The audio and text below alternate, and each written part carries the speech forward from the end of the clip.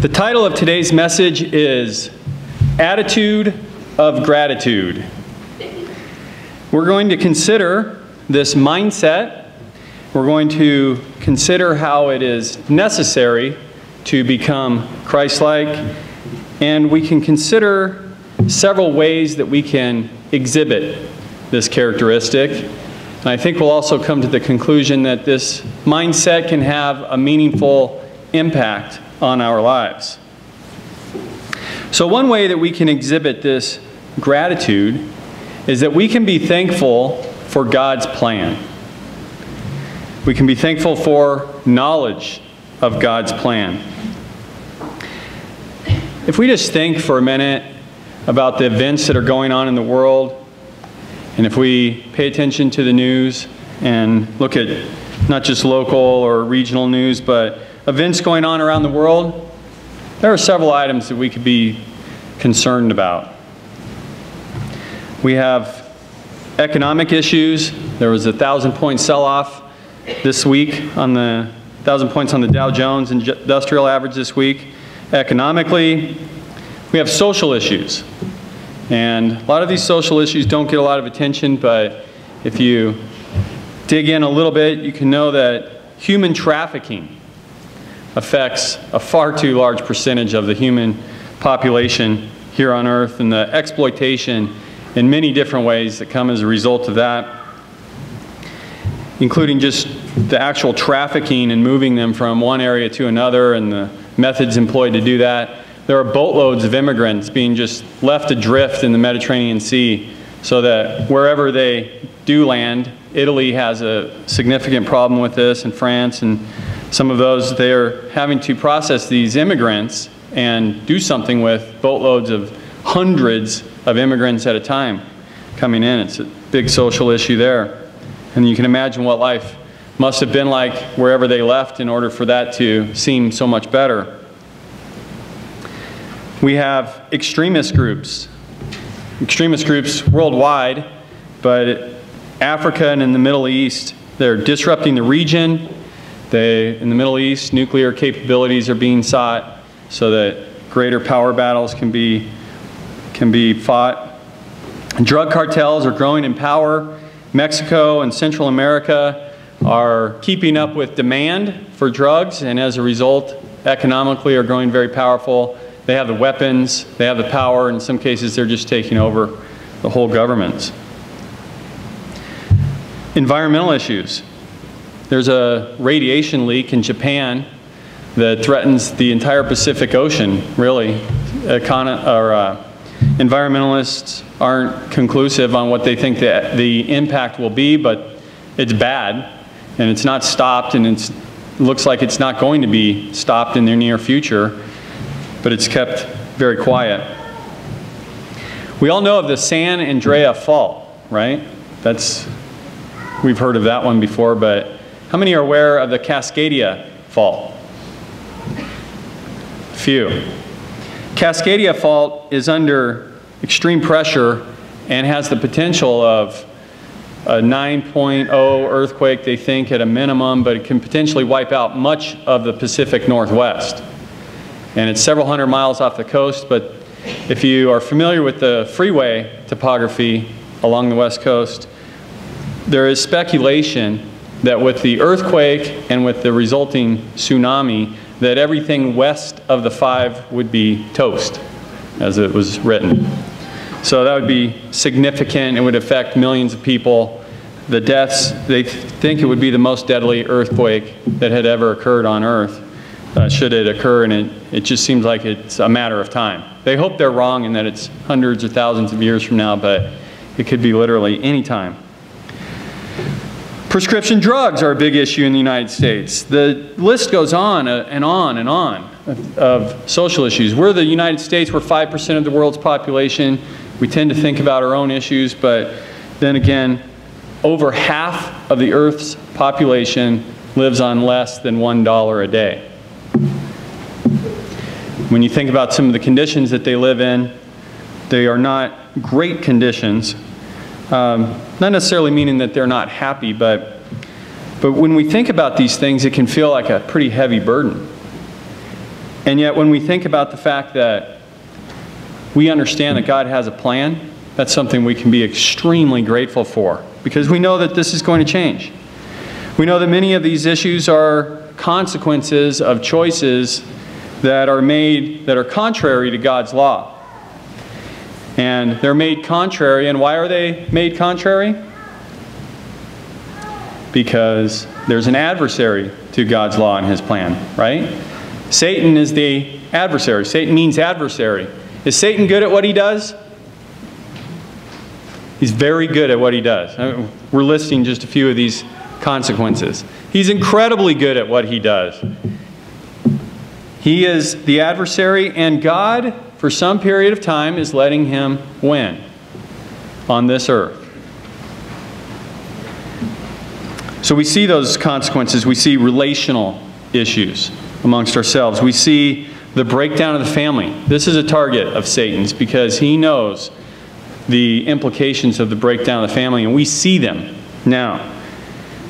And that only exacerbates the lack of leadership, and we see the consequences of a lack of leadership, the lack of trust in our leaders, lack of motivation, pure motivation on their part. We also have political issues coming up. Here in the United States, we have a presidential candidacy that's going to dominate the news, or much of the news, for the next year. And we know that trust in leadership is very low right now. And we have to speculate on what we'll get as a president and what the impact will be on the United States. But this can be unsettling. But what can we be thankful for? Back to knowledge that God has a plan and that we have opportunity to be a part of that plan. David thankfully recorded many of his thoughts because he was human. He may have lived in different times, but he was very human and he felt very real human emotions. And thankfully he wrote these things down, and we can read them and get a feel for how we might express some of these feelings as well. So let's turn over to Psalm 119. Verse 165. 119, verse 165. Great peace have those who love your law, and nothing causes them to stumble. Why do we have peace from knowing God's law and paying attention to it? Well, we have peace because we know that there's a plan and that this isn't the way it's going to be forever. And that there is a solution to all of these problems. Because many times as you start having a conversation about them being the problems that exist in the world, you can get worked up. You can be trying to figure it out and trying to solve it. Well, if only this could happen, and if only that could happen. And we have this bias towards action and trying to come up with a solution ourselves. But our own machinations can't solve these world's problems. And that's a question many times, right? Have you solved the world's problems yet? No, but we're getting started. We're not there yet. And you can't ever finish. We could never finish, none of us. But God can, and that gives us peace. Lord, he says, I hope for your salvations, and I do your commandments. My soul, his whole motivation keeps God's law because he knows that it's so much better, and I love them exceedingly. I keep your precepts and your testimonies, for all my ways are before you. This is David acknowledging that he stood before God, but he also had this peace that came from keeping God's law. God gives us the holy days to outline his plan. That's something we can be thankful for. That we have this annual reminder. Not only do we know God's plan, but we have this annual reminder of that plan. Let's just think about some of the days that are coming up here in the very near future. What do we have first? We have trumpets. What's trumpets? That's the day when Christ will return to establish a new government on this earth. A different type of government. A government where God's law is kept. Do we appreciate that knowledge? I'm sure that we do. But we really want to incorporate that into our entire attitude. That we really know this. What is the gospel? We're talking about the coming kingdom, right? What is gospel? Christ told us in Matthew, he says, go and preach the gospel unto everyone. What is the gospel? It's the good news.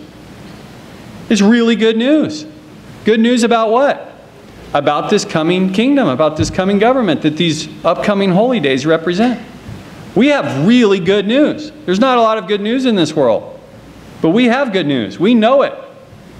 We have opportunity to know it. We should be thankful for that. We should be happy about that. That's what David is saying here. We can be happy because of the peace that comes from that. So when we enter into these conversations with our coworkers, should we be shy about that message? I'm shy about that message. I'll admit that. I don't always bring it up. I don't know why. Maybe it comes from high school, junior high, whatever. Being a little different, being a little weird, taking the Sabbath off, not playing sports, not eating pork pizza. I don't know what it is, but I admit I tend to be a little shy about the message. But it's a great message. We shouldn't be shy about it. Many are here in this room because somebody they worked with was not shy about the message. So we can think about that. If we're thankful for this message, if we're thankful for what we have, it might make sense that we would want to share it. Somebody else may be thankful and have an appreciation for it. Someone else may be searching for that same truth that we've had an opportunity to encounter in some way. The next day we come upon is the Day of Atonement. And that day gives us a hope, something that we can be thankful for, because we know what? That adversary is going to be put away on that day. And his destructive influence will be removed for a period of time from this earth. We can be thankful for that. Maybe we forget to be thankful sometimes because our lives are just too good. Maybe we do have it really good. I mean, we are 5% of the population. We're a subset of that 5% of the population. America, most of the world would say and agree that we have it really good in America. Even those who are worst off among us have it really good compared to much of the world. Half the world lives on less than $1 a day, so they live in dramatically different conditions and in dramatically different environment. Maybe we forget to think about how good we have it. And for that reason, because life is pretty good for us, maybe we don't think enough about the fact that so many others don't have it so well and are suffering and really could use a new government and Satan's influence being put away. When you think about what occurs, like just take human trafficking for example, and what their existence must be like. It'd be horrible. Just thinking of that situation alone makes us want to pray for these days to come soon and come fast, and to be thankful for them and want to share that news that it's going to happen. So we look forward to that. We can be thankful knowing that there's going to be a 1,000-year period of rest from Satan's influence, a time of peace, a time when people will have opportunity to know God's truth and His plan and have a relationship with God. That's what we'll be studying at the feast. And that's what we should be preparing for too. We want to think about the fact that the feast is not just a time to go have some fun, to eat at some nice places. It's also a time to go and receive an education and to really think about what that time means. Because it is, after all, our number one goal in life, is it not? Seek first the kingdom. That's what we're looking forward to. So we want to go prepared with that mindset that this is going to be a really good time for us to refresh ourselves on our purpose and on God's plan, and praying that it comes soon for everyone's sake. You can also think about your role in that kingdom. That helps make it really real when you think about the part that you can play in that. kingdom.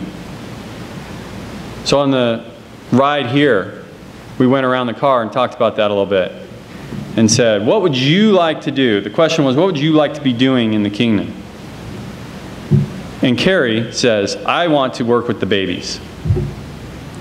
All of those babies. I want to be there and hold those babies and help nurture them and nurse them. And then we came here and we saw a little baby, the Knutson's baby. And how exciting will that be?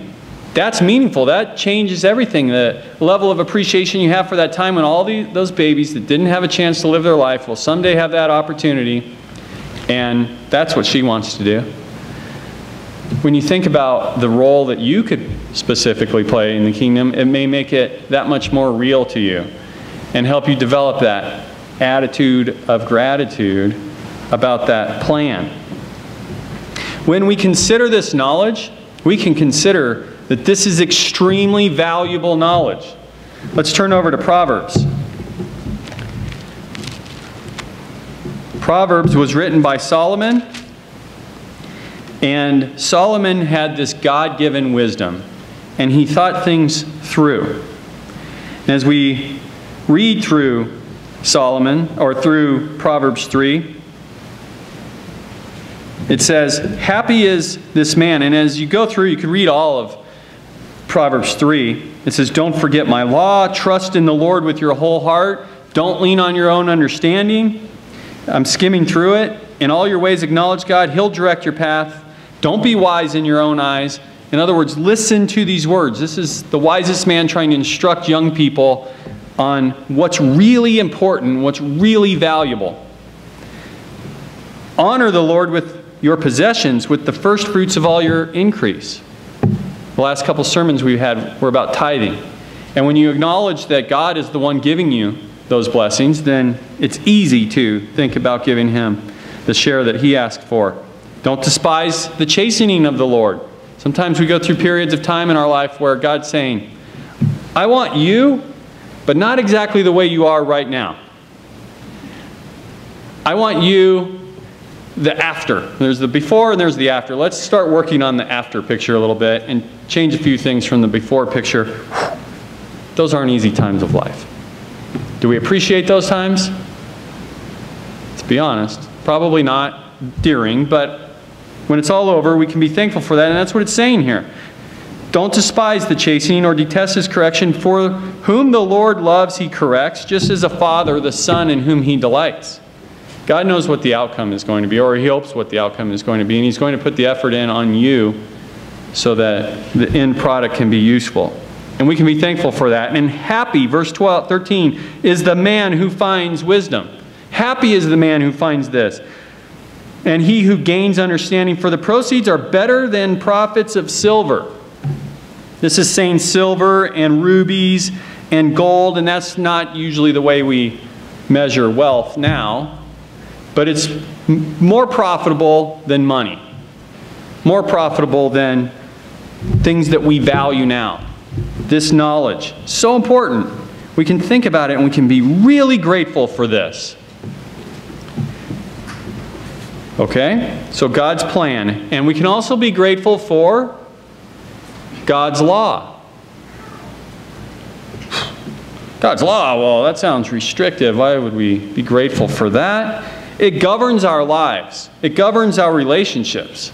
If we think about it, really, civil law is based on God's law. That's not really a very well-kept secret.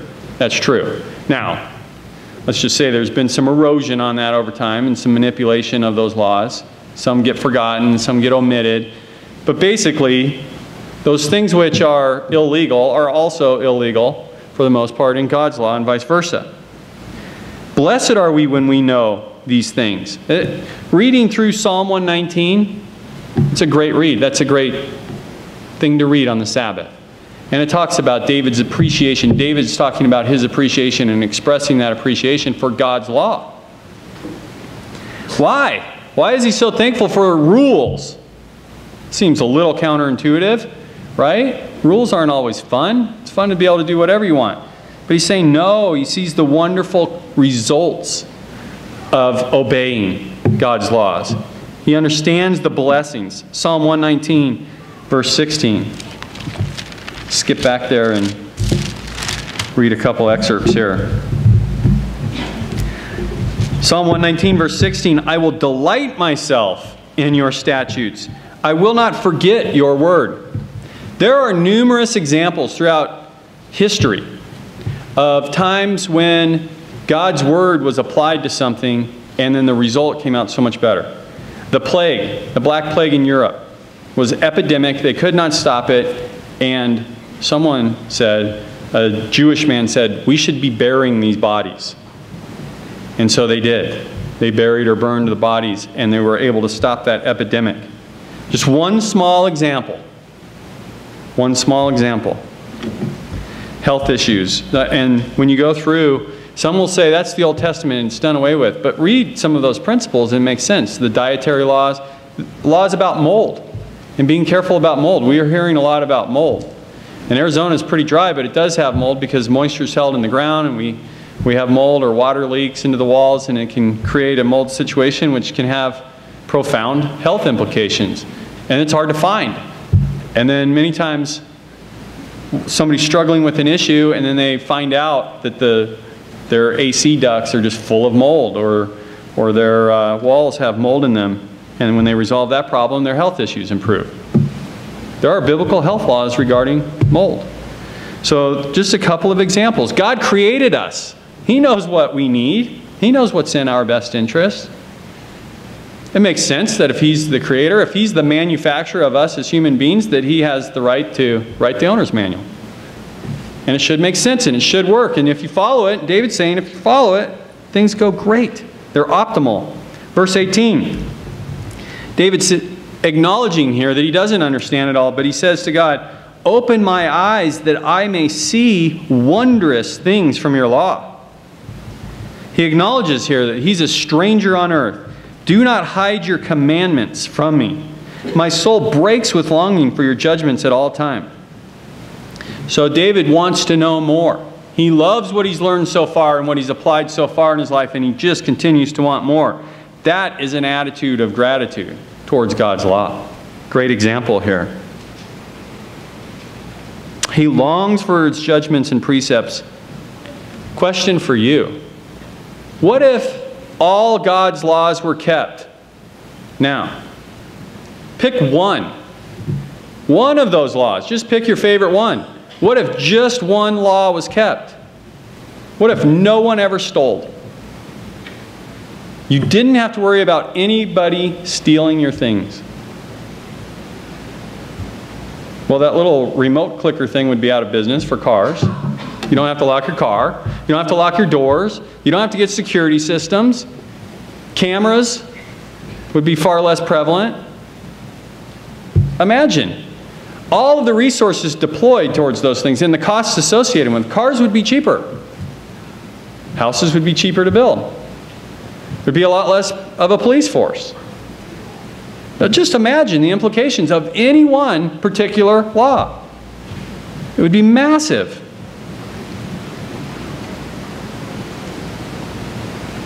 So we could walk through the entire 10 Commandments.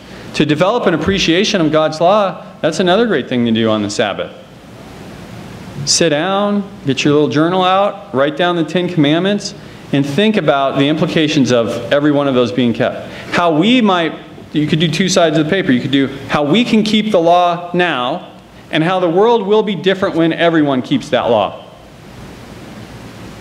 That would be a great way to study God's law and appreciate it. As you read through Psalm 119, it says, David says that he meditates on God's law. That's a way to do that. Sometimes that sounds a little ethereal. Meditate on something, what does that mean? And do you have to, have a yoga outfit to do that? That means think about it.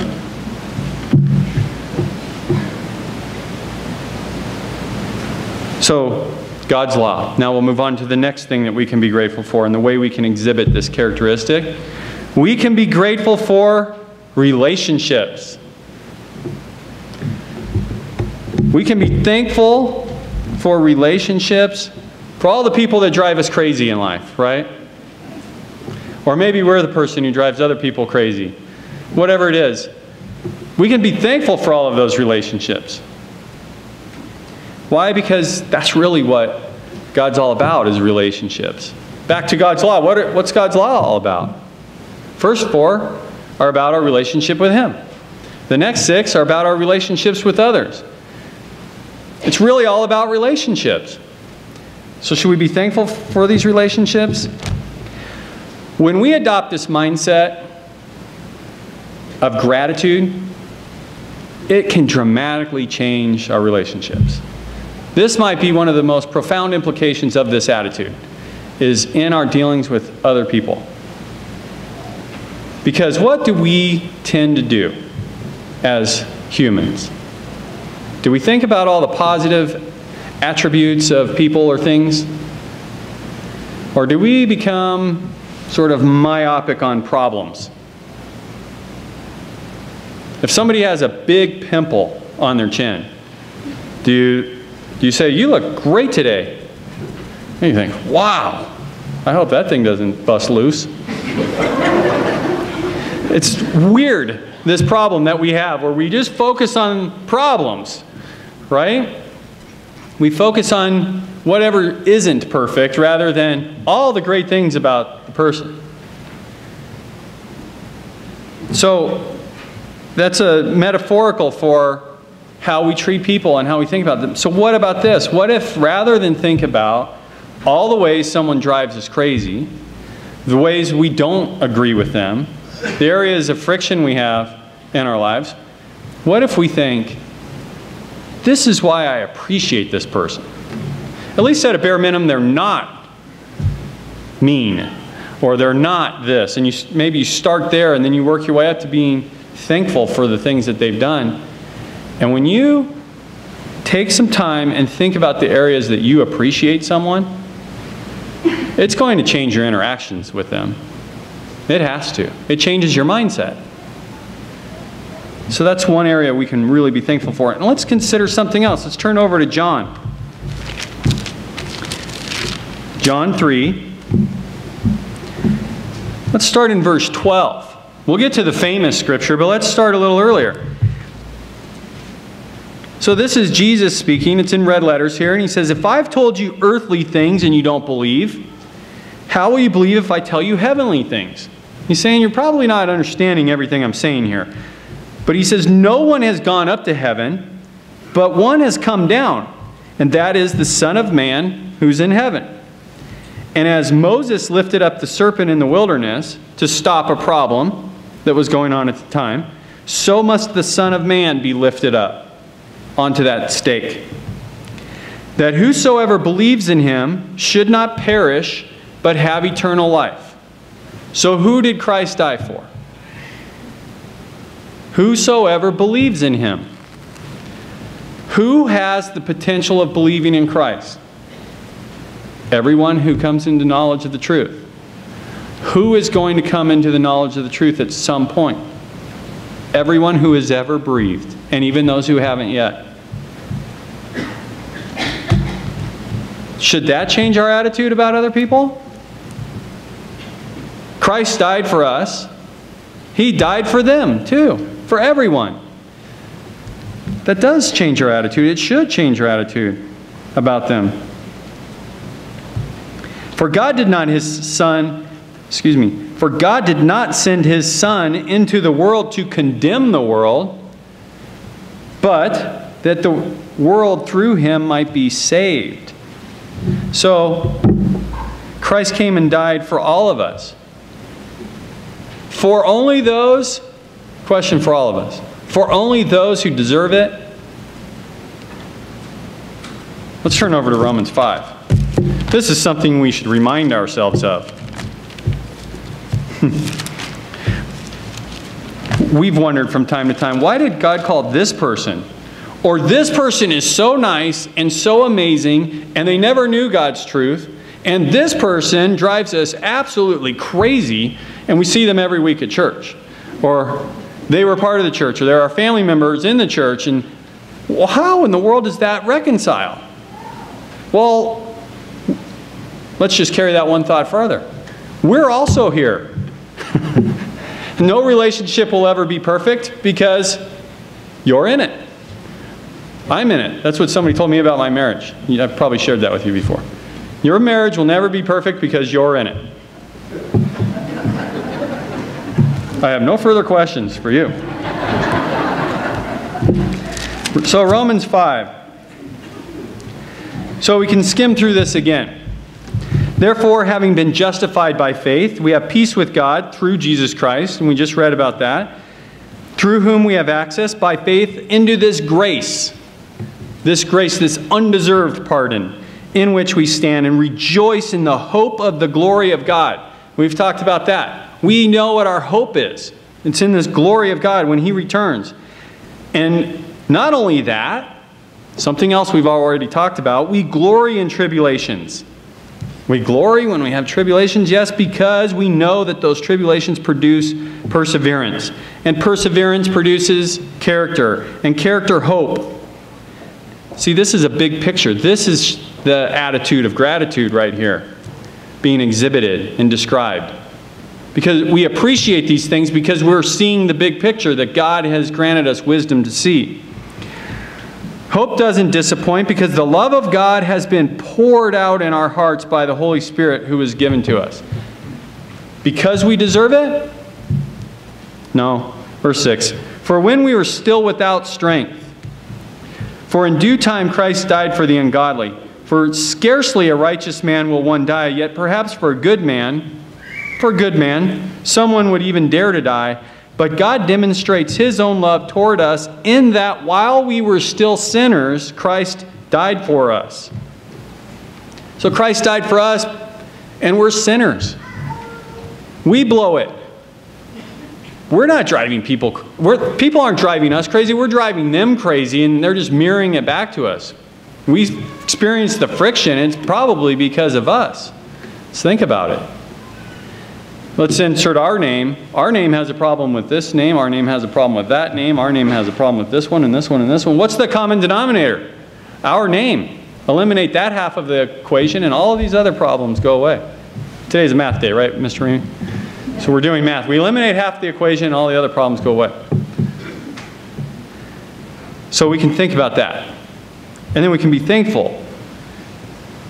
Really express gratitude. And maybe, just maybe, when we change us, it can change the relationship. We can see God's law at work there.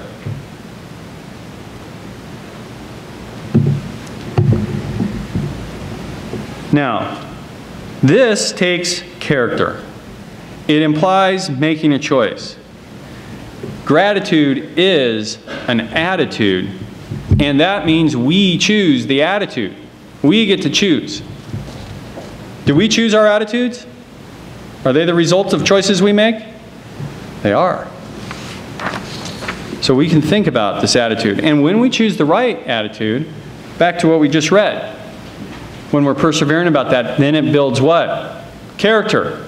Character that comes as a result of making good choices. Becomes a part of the fabric of who we are.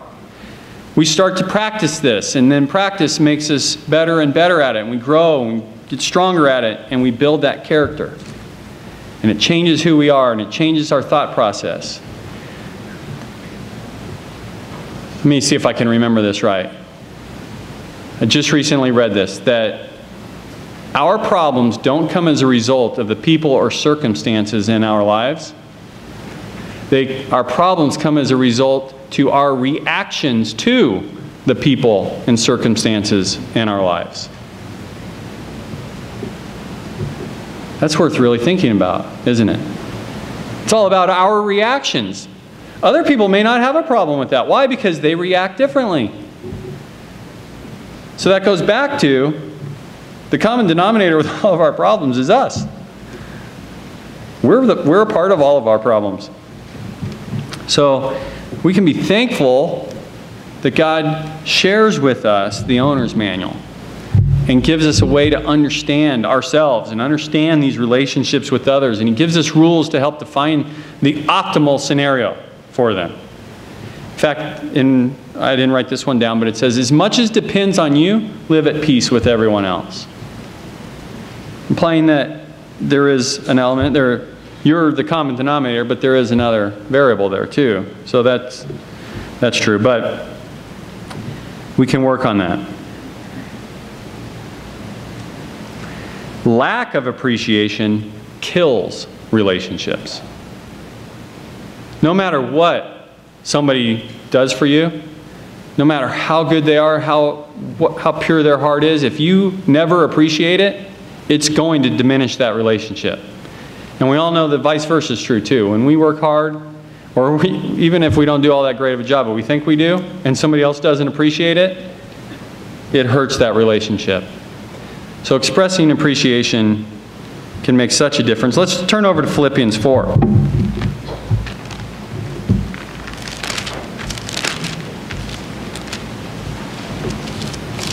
Philippians 4, verse 4 through 9. Rejoice in the Lord always. Again, I'll say rejoice, Paul writes. Rejoice, be excited, be glad, be thankful, have the right attitude, be thankful, have that gratitude. Let your gentleness be known to all men. Gentleness implies friction-free. Be anxious for nothing. Settle down and relax. Let those anxieties disappear. In everything by prayer and supplication. So you're going before God with thanksgiving.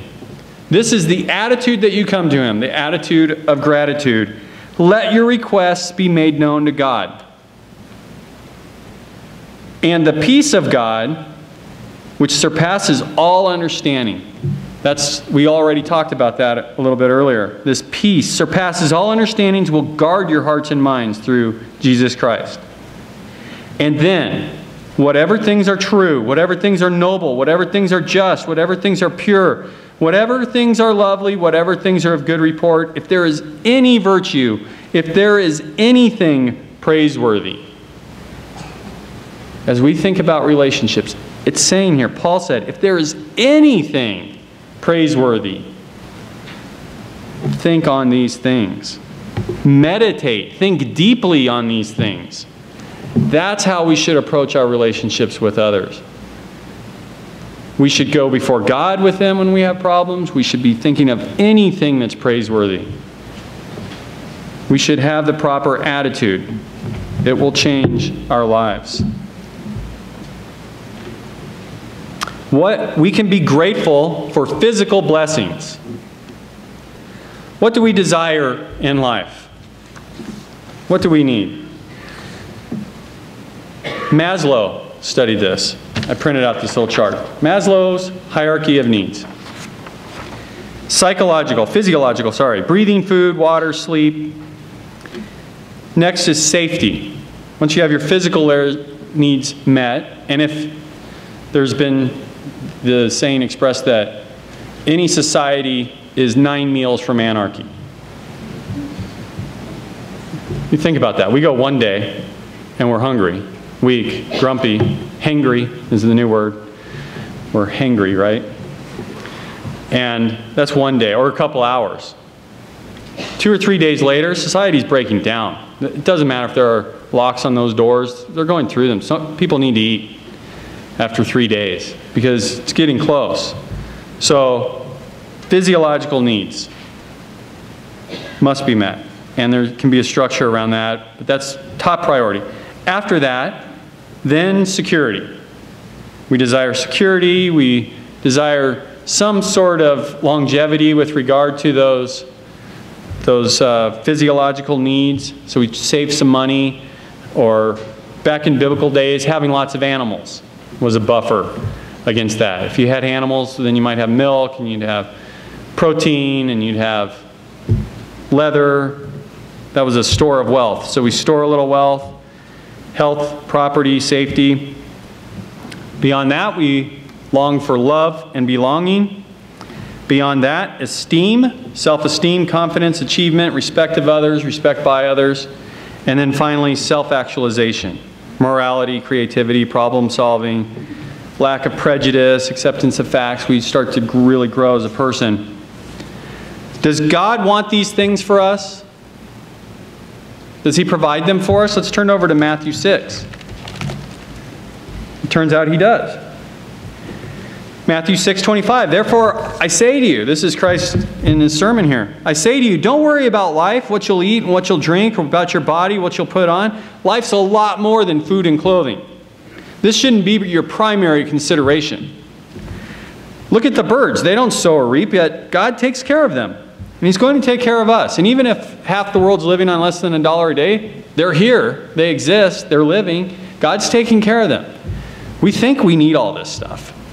It's fun to go camping. It's fun to go camping and you realize you don't need all this stuff. You don't have any of it there, or hardly any of it. And what do you lack? It turns out to be pretty fun, and then you're driving home back to all of your stuff and you're thinking, what did I miss? We've asked the question before. What did you miss? I don't know. It was pretty fun. I'd rather go back, honestly. So we think we need all this stuff. Christ is saying, don't worry about it all. Consider all that. Don't worry, what shall we eat? What shall we wear? Not saying don't work, by the way. Not saying don't pay attention, don't be diligent. But seek first the kingdom of God and his righteousness. All those other things will be added to you. So don't worry about tomorrow. Tomorrow will worry about its own things. Sufficient for today is its own trouble. And we can be grateful for what we do have. And when we start to be grateful for what we do have, then it starts to minimize those things that we don't, or those things we think we have to have. And it really does change things and put it in perspective. Gratitude can definitely change our attitude. We have these biases. Some people have more of a positive bias and some people have more of a negative bias. That's depicted many times by one of these. We'll get it to half. It's not quite half, but you get the point. Is it half empty, half full? It's pretty good. Now it's closer. Half full, half empty. That depends on your bias, right? On your perspective. Positive, negative. Is it hot in here? Or is it nice and warm?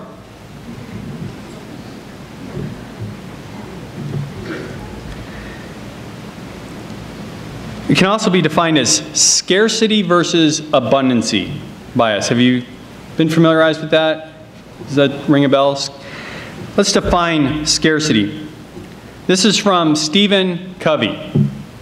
People with the scarcity mentality tend to see everything in terms of win-lose.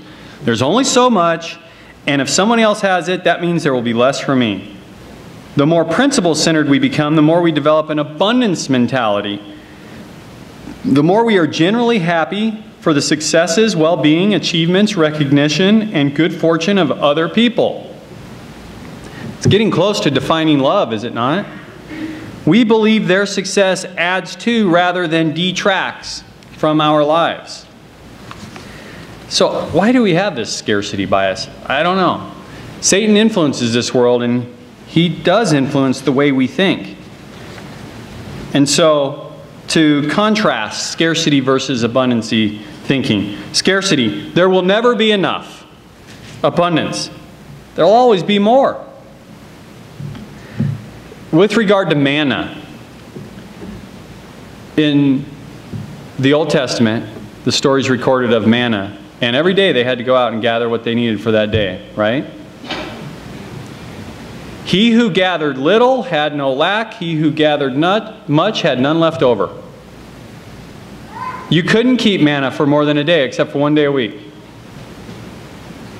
So you had to depend on God at that point. You had to be grateful for what you had. Or you should be, but he provided on a daily basis. 2 million plus people walked right out in the middle of a desert, and God took care of them for 40 years.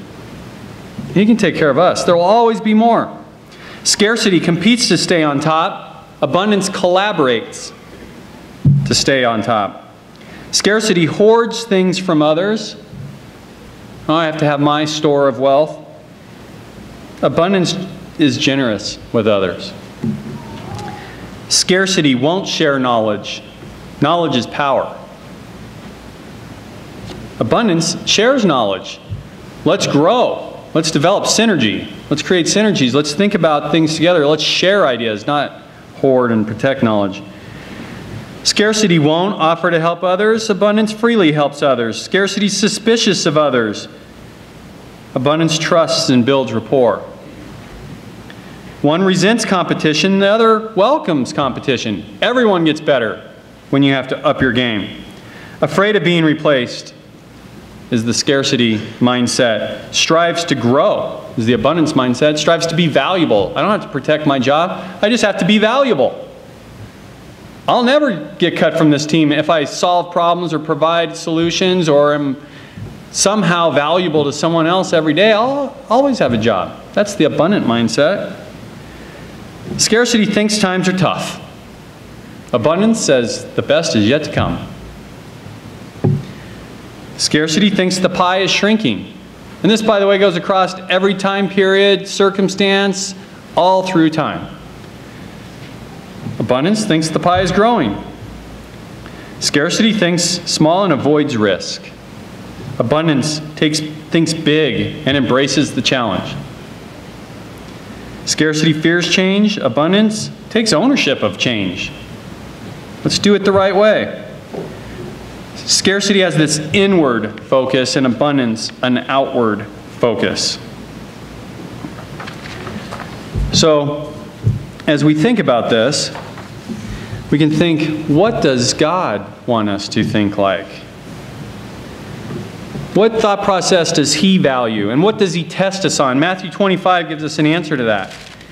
In Matthew 25, there are multiple different stories here. The 10 virgins, be prepared, have lots of oil, bring plenty. The talents, make the most of your talents. Grow. Whatever God has given you, grow it. If He gives you 5, if He gives you 2, double it. What if you have that scarcity mentality and think, I hope somebody doesn't take this from me? What does God say? Is that useful? It's not useful. You didn't do anything with it. You tried to protect it, to bury it. It doesn't work. We can go down to chapter 26. We review these. Oh, by the way, in chapter 25, He also says, the kingdom of heaven calls His servants to them. And when He returns, He's going to call these servants back. In verse 31, the story starts. Son of Man will come back, call all of them, and He's going to separate those. Those who did things for others, who shared drink, food, clothes, housing, time. Time is a resource we can share. And then those who didn't. We reviewed those stories a few times. Here's one that we can review that doesn't get reviewed very often. Let's just go to the very next chapter. Chapter 26 of Matthew. Then the chief priests, the scribes, and the elders of the people assembled at the palace of the high priest and plotted to take Jesus by trickery and kill Him. Why? Why did the high priest want to kill Jesus?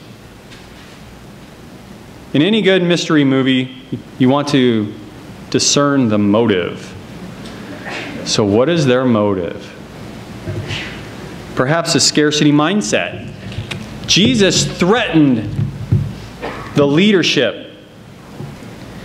He threatened the established regime because they were of a certain family lineage. And they had power in this scenario. And this power is now threatened. And now Jesus is coming and saying, we're going to open this up to everyone. And they say, hold on. This is blasphemous because we're of a certain lineage. We don't want that to happen. We need to kill this guy. We need to shut this message down. They were expecting something completely different when Jesus came, that they would establish His kingdom and they would have great positions in this kingdom. And now they're being threatened. They don't like this message.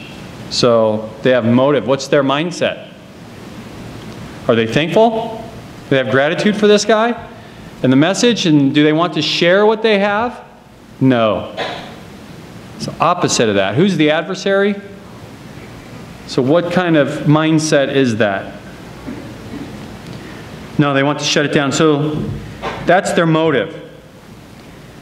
So, now Jesus is in Bethany at the house of Simon the leper, which they didn't approve of that either.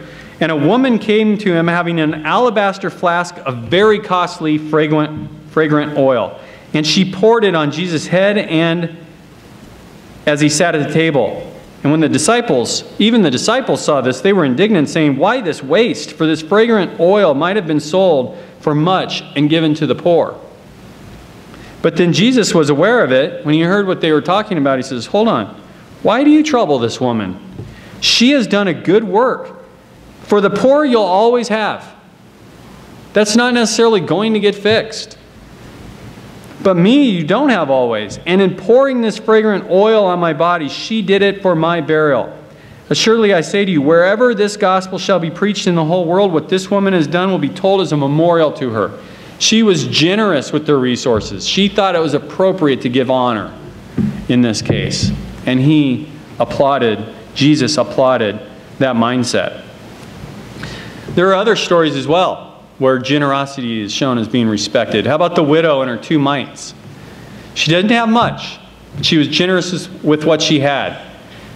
And Christ said, she didn't have much, but she gave a big percentage of it. She gave more than everyone else. Even if nominally the value was lower, that meant more because it was from a heart of generosity.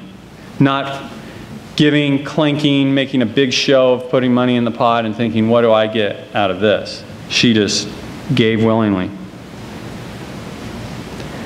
We could read in 1 Chronicles 16:8. I'll just share with you the context here, and then perhaps you can read it some other time. 1 Chronicles. Chronicles records the stories of the kings.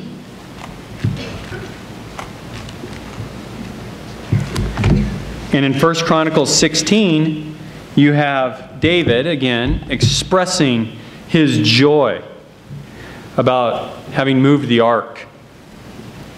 And it's entitled David's Commemorative Psalm. And he says, the first part of it in verse 8, "Oh, give thanks to the Lord. Call upon his name. Make his deeds known among the people. Sing to him. Sing psalms to him. Sing of all his wondrous works. Let the hearts of those rejoice." It's a song, we sing it, right? "Let the hearts of those rejoice who seek the Lord." And he goes on. It's an inspiring song. We can read that and think about how we could apply that in our lives. Let's consider this question. Do we always get what we want? What if we did? We get everything we want today. What happens tomorrow? We start a new list. That's what we do. We never stop wanting. We think we want to stop wanting. That's what we want, is to stop wanting. If only I had this, then I would stop wanting that. And probably true. And then you start wanting the next thing. You get a new car. Guys, I'll generalize. I hate stereotype too much, but I know that, well, let's just say when I was a young man, and I know some other young men who think similarly. Oh, I got a new car, new truck. Oh, that's cool. I like that truck. Oh, now I need tinted windows and wheels and a stereo and ... Now you want something else, right? Ladies, you get a new house. Now you want ceiling fans. Well, okay. You probably want a yard too, and then you want drapes.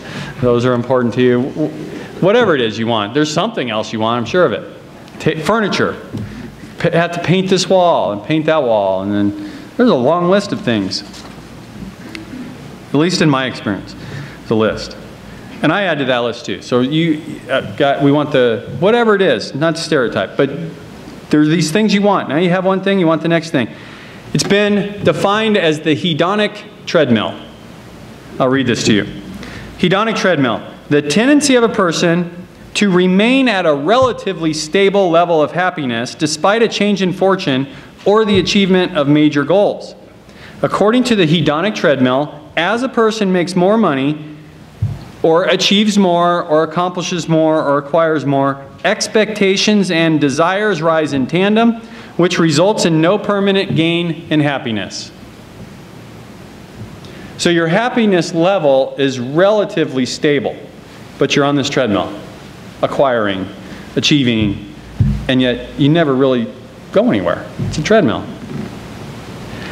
The opposite of this is true, by the way, this principle. They record the emotional levels of those who have a tragedy occur in their life. Say you lose a leg in a tragic car accident. Well, there's a short period of time where you are less happy. And that disability causes a new set of issues in your life. But they find that most people are restored to their previous level of happiness or very close to it. You see people that lose their legs, and then the next thing you know, they're in wheelchair races or playing wheelchair basketball. Or, you know, Dennis Montgomery, one of the happiest guys I've ever met. Most positive attitude you could ever imagine. And he had some unfortunate circumstances, has unfortunate circumstances in his life, but very few more inspiring people than Dennis Montgomery. His happiness level is very high, and he shares that. He has an abundance mentality. He really does.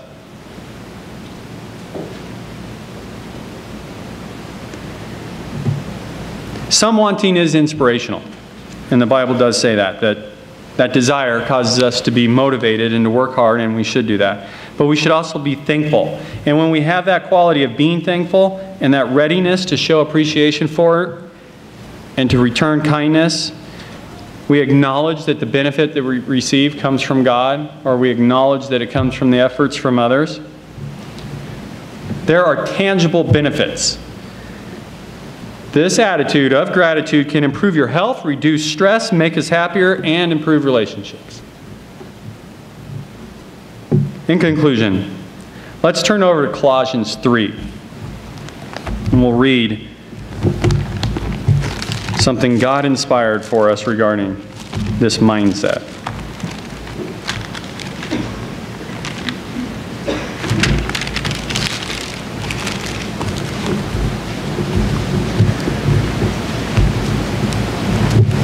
Colossians 3 and verse 12. Therefore, as the elect of God, holy and beloved, set apart in love, this is to you. Put on tender mercies, kindness, humility, meekness, long-suffering. These are all character traits, and these are all very much relationship-oriented. Bear with one another, forgiving one another. If anyone has a complaint against another, even as Christ forgave you, so you also must do. But above all these things, put on love, which is the bond of perfection. And let the peace of God rule in your hearts, to which you are also called, in one body, and be thankful. Let the word of Christ dwell in you richly in all wisdom, teaching and admonishing one another in psalms and hymns and spiritual songs, singing with grace in your hearts to the Lord. And whatever you do, wherever and whenever you do it, do all in the name of the Lord Jesus Christ, giving thanks to God the Father through Him. And in this way we epitomize the attitude of gratitude.